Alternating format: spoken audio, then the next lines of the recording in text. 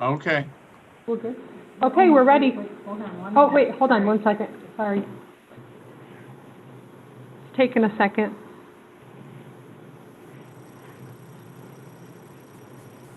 We're ready.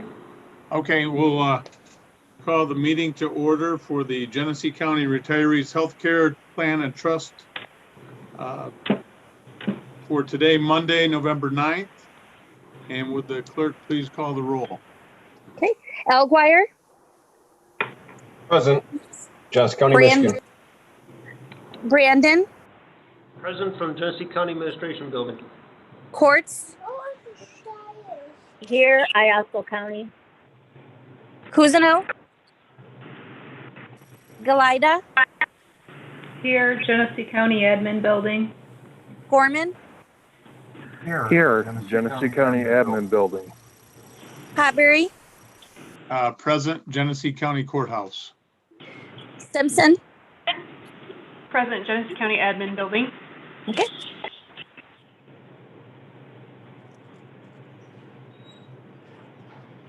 And is that everybody, Deanna? Yes, I'm sorry. That's everybody. Okay. This is the point on the agenda for public address. Is there anybody that wishes to address the board? We did not have any requests today. Okay. Are there any communication items from anyone? Seeing none or hearing none, we'll go on to agenda item A, approval of the minutes of August 10th, 2020. Are there any comments to that? Or is there a motion to approve? I'll move it. It's Anita. Is there a second? Okay, it's been moved and seconded. Are there any comments, additions, deletions, or corrections to the minutes? Hearing none, I'll ask that we take a vote on the approval of the minutes. Aye. Is it all in favor, say aye. Aye. Aye. Opposed? Motion carries. Under item B, is there any old business to address? No, there's not. Okay. Moving on to item C, new business. Number 1, and company consulting. Chris? Yes. And if it's all right, I'm going to share my screen so that for those of you that are able to see, you'll be able to kind of follow along. And I'll use the page numbers at the bottom for those that are not in front of a computer. Okay. Trying to get you to share your screen. We're having technical difficulties here. Okay, you're good. Okay. So I do have the third quarter performance report. And I'm going to start with the market update. So the third quarter was pretty good to us. We had a really good start to the quarter with July and August both being very positive markets in the equities. And then in September, we started to take a step back, really as the second stimulus bill kind of stalled in Washington. The equity market started declining. We actually suffered a little bit of a loss in the US markets in September, but we had built up quite a lead going into September that for the quarter, you'll note the S&P 500 was up almost 9%. Mid caps and small caps not quite as strong. You'll note mid caps are closer to like the 7.5, and then small caps, that's the Russell 2000, is about 5%. So kind of a continuation of a theme we've seen where the U.S. market's really been driven by large cap stocks. And if you dig in a little bit closer, you'd note that it's really a lot of the technology names, or I use that loosely in that some of those names that we think of as technology are no longer classified. There are examples like Facebook. It sounds like a technology name. It's now part of the communications group. And there's some other names that kind of were resorted, like Amazon. That was another one that moved out of tech as it moved into the consumers. But all in all, a pretty good quarter for equities. The international markets, kind of a similar story here. Not quite as strong on the developed side, about a 5% return for that MSCI. And we say EFA, it's EAFE. You can see the emerging markets actually were the best place to be, and kind of a similar story there. We're seeing a rebound there, but a lot of the names that dominate the emerging market index are very large tech companies. So there's a couple out of China that you may have heard of, Alibaba and Tencent. And then there's like the Taiwanese Semiconductor. It's a huge company that puts, a lot of the chips that are in the smartphones and computers today. Names like that really dominate that index to the point that I think the top 6 names represent almost 25% of the index. So a handful of names can really drive performance there. And that's what we saw in that third quarter with that almost 10% return for the emerging markets. In the fixed income category, it was, I would say, a relatively quiet quarter. Interest rates didn't really move a whole lot. And what we did see was a little bit of tightening with the corporate bonds. So when I say tightening, it just means that the yield on them came a little bit closer to the treasuries, and it means that their price actually went up slightly. So if you look at the one that says the Bloomberg Barclays IG, you can see it was up about 1.5%. The regular kind of Bloomberg Barclays US aggregate, kind of the core benchmark, you can see was up about 0.5%. And the other area that we actually saw some nice returns were in tips. So the Treasury inflation protected securities. When we look at the last 12 months, that's the bottom chart there. Kind of a similar story here. US large cap stocks, definitely the place to be. You can see about a 15% return there for the S&P 500. Although I'll tell you, it falls off very quickly when we move out of those large cap names. So you look at mid cap, came in about 5%. And then if you look at the small caps, that's the Russell 2000, it was less than 1%. So big difference between large, mid, and small. And really, as I said, driven by some of those largest stocks that were household names now. The international market's kind of a similar story to what I said about the quarter, kind of a much weaker result from the developed area. That's that MSCI EFA.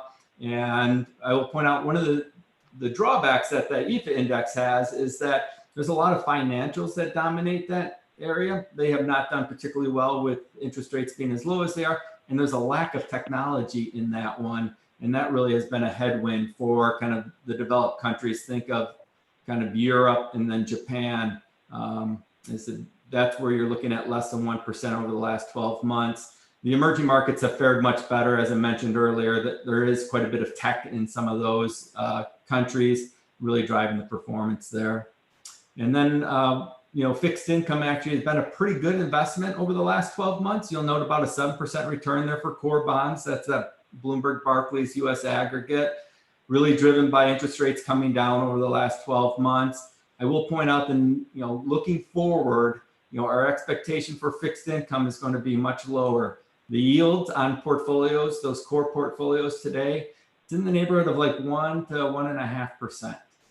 So if interest rates really don't move at all, and there isn't really much expectation that we see big moves in interest rates, you can kind of expect, kind of a 1 to 2% type of income return from those portfolios, and then a little plus or minus if interest rates move up or down.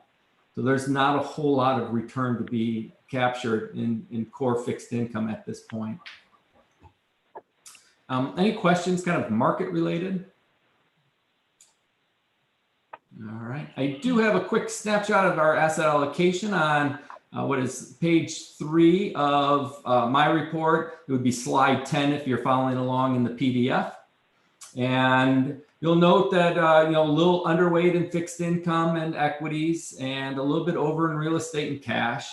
So the cash is a function of contributions coming in from the county. So as that money comes in, it kind of pushed us above our target and outside our range. And, we're using that money to pay kind of the monthly benefits going forward. The real estate, we've actually put a request in over a year ago for our redemption. And we're just slowly but surely getting a little distribution from Cornerstone or Barings, as they're called now, over the past year. At some point, we expect to get a full refund from that. So it's not like it's by our design that we're overweight. We've been trying to redeem from there and just have not been able to get our money from the manager at this point. All right, I was going to jump ahead. So I'm now on page 7 of our report, slide 15. And this is the financial reconciliation for the last quarter. You'll note that we started the quarter just over $8 million. We finished the quarter just over $7 million.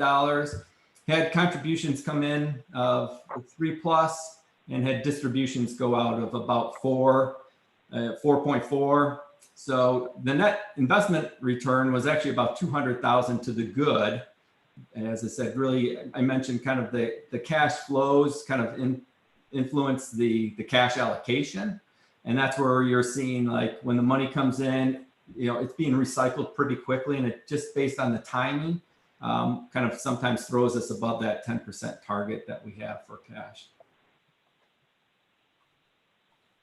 And now if we look at performance, all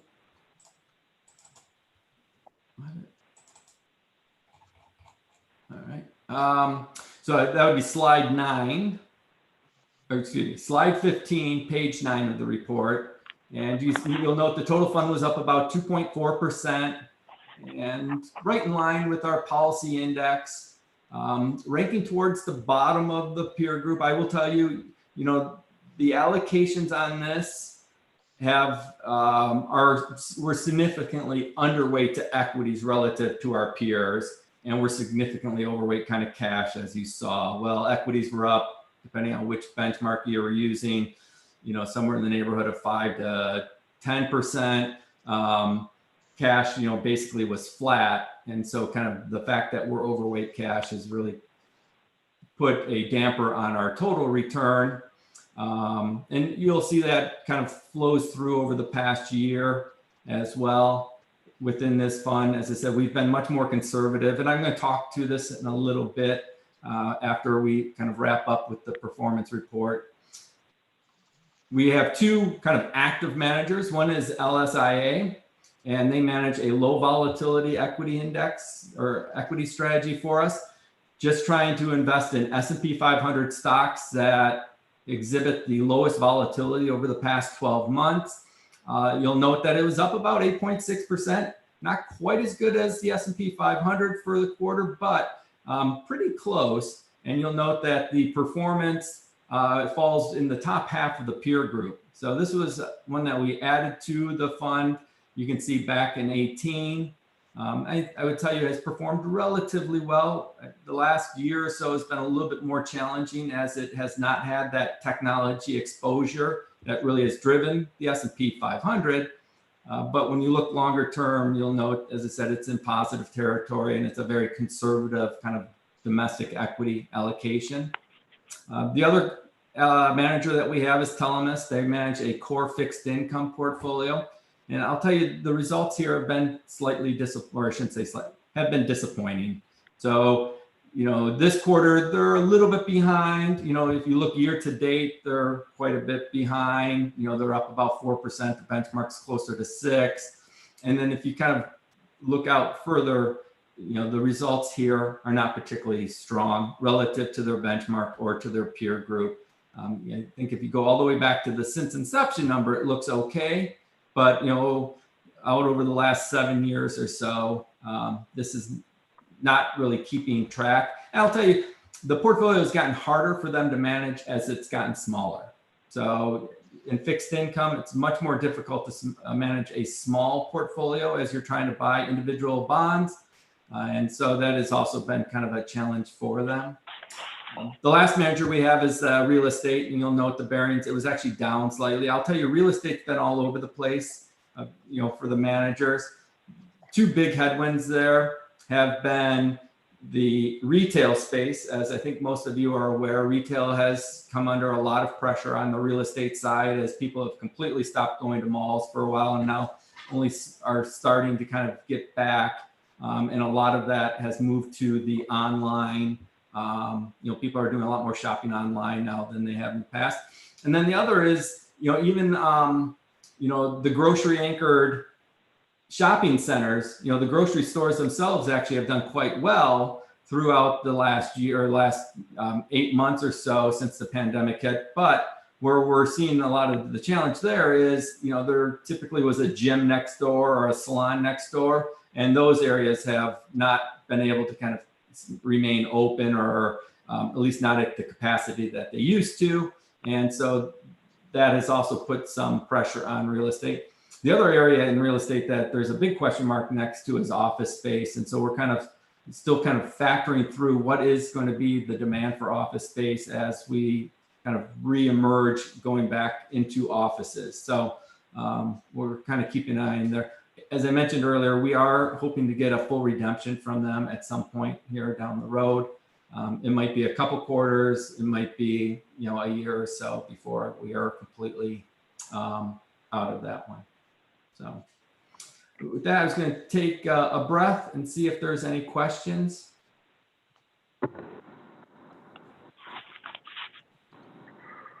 Any questions? I have a couple other items I'd like to address. Okay. All right. So I do have the October update for you, and that should be up on your screen right now. You'll see it. It's slide 33 of the PDF, the page number 1, kind of in our second group of exhibits. And October, a little bit more challenging as well. You'll note the S&P was down over 2.5%. And we actually saw a little better results from mid cap and small cap this time around, kind of a reversal of what we saw during the third quarter. You can see mid caps were down, mid caps were up about 0.5%, and small caps, that Russell 2000 was up just over 2% for the month. And the international markets, kind of a continuation of what we were seeing earlier. The developed markets, that EFA index in negative territory, the emerging markets in positive territory, up about 2%. Fixed income actually took a little bit of a step backwards as we saw a little upward pressure on interest rates. So as I said, not a particularly great month for us. And I think you're going to see so far November looks to be much better so far. And hopefully we'll see kind of a continuation of that. I do have some updated market values as well. And you'll note page 2 or slide 34, the equity and the fixed income market values really haven't moved here. What you'll note is the cash account actually has jumped again. We received another contribution from the county, and you can see there's about $8 million there. So the total fund now is up over 13 million. And as I'll pause there and just, if there's any questions kind of related to performance or kind of what's going on currently, and I'm going to kind of circle around with maybe some forward-looking ideas for you.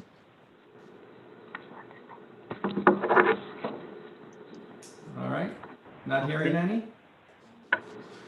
So just as a quick refresher, some of you I know have been around quite some time and will remember this. I think a couple of you might be a little bit newer and may not recall this, but if we go back about 5+ years, this account was at about $40 million. And at that time, the account was structured really to generate income to cover the benefits that were, the cash flows that were being asked of the fund for kind of current healthcare premiums. And at that time, the county was chipping in with contributions, and we were kind of slowly but surely climbing. Then there was a period of time where we did not receive any contributions from the county, and the 40 quickly fell to 30. And this is probably about 2018 or so. And it became clear there was no way that the fund was going to be able to support the income needs. Like using income-oriented investments, we were no longer going to be able to even come close to what that annual kind of income need was. And so at that point, we kind of switched gears and went with a more kind of conservative total return approach. And that's when we brought on the LSIA portfolio. And as we went through the next kind of couple years, that 30 became 20 and then down to 10 pretty quickly as we were spending off assets. And you'll note on here, you'll still see the Robinson Capital, and there was also a Telemus High Yield. Those were old strategies that we ended up liquidating as we went through this period of kind of liquidation at the fund. And we were kind of investing off of the thought that we were on our way from 40 to 30 to 20 to 10 to 0. And that was kind of how we had structured the investments. That's why we had put in the full liquidation notice from the real estate manager, was with the idea at this point in time, there may no longer be a VEBA. And then last year, or I want to say it was probably about 18 months ago, the county started putting new funds into it, and it's kind of stabilized it. And so I've been discussing with Crystal kind of what the plan is, and it sounds like at this point, the county is planning on kind of rebuilding this, and this is part of kind of the PA 202 plan that was put forth by the county, which relates to kind of pension and VEBA funds. And I don't know, Crystal, if you want to jump in at all or not. Sure. So previously, to your point, we had not been doing any pre-funding into the trust account. We were just, as it needed money, replenishing it to pay the bills. We did, under Public Act 202, file a corrective action plan with the state because it's required if you're below 40% funding. And in that plan, which is posted on our website, we are required to put in a set amount per year. It's just over $9.1 million for the current fiscal year. We put in all but $2 million of it already this year because we're able to earn higher interest rates in the trust than we are in the normal CDs and other items that we can invest here at the county. But also that does help boost our funding if we can earn some income on it throughout the year to increase those pre-funded contributions to help offset retiree healthcare costs. So that's why we're opting to put it in early. It's already in the budget, and I've been working with the treasurer's office to put it in, as soon as we can after year end, so that it can earn extra income there. All right. Thank you. Sure. As I said, it sounds like we've kind of shifted gears again here. And so what I would like to do is kind of start moving back towards kind of a conservative total return approach, very similar to what we have.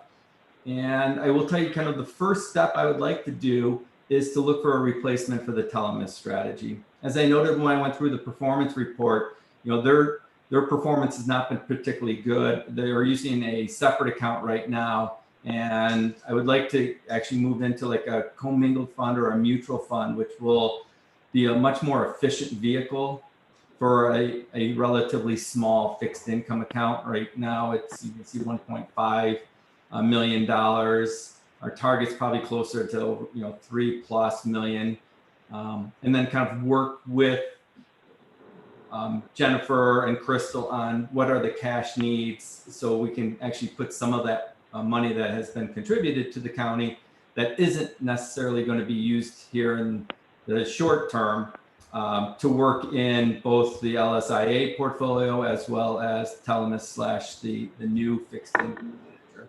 And so the plan would be to come out at the next meeting with a report that shows you some options there on the fixed income side. And I'll also kind of revisit our investment policy statement because it's structured currently as a wind down structure, and we'll make it more of an ongoing fund so that it kind of will align up better with the investments. If that sounds all right with everyone.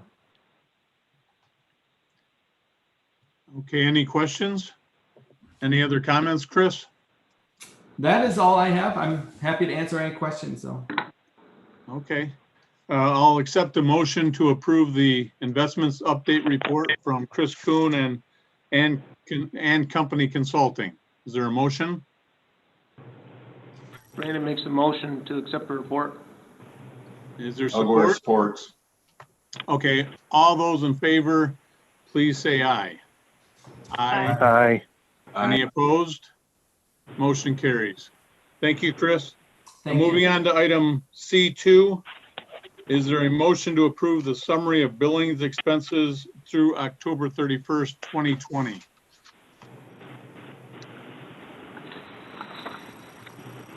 everybody had a chance to look at that list? And if so, do we have a motion to accept that report? I'll Or move to it. approve, I should say, to approve that billing summary. I'll move it, Anita.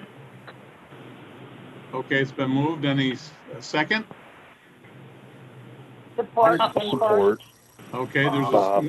motion and support. All those in favor, please say aye. Aye. Aye. Any opposed? Okay, the motion carries. Moving on to item C3, we have for us a proposed meeting schedule for 2021, and I'll just state it for the record. All these meetings will be held at 3 p.m. at the Harris Auditorium, perhaps covered by YouTube again, depending on the circumstances with the coronavirus. But the meeting schedule states February 8th, 2021, May 10th, 2021, August 16th, 2021, and November 15th. Is there a motion to accept that schedule? Motion to approve.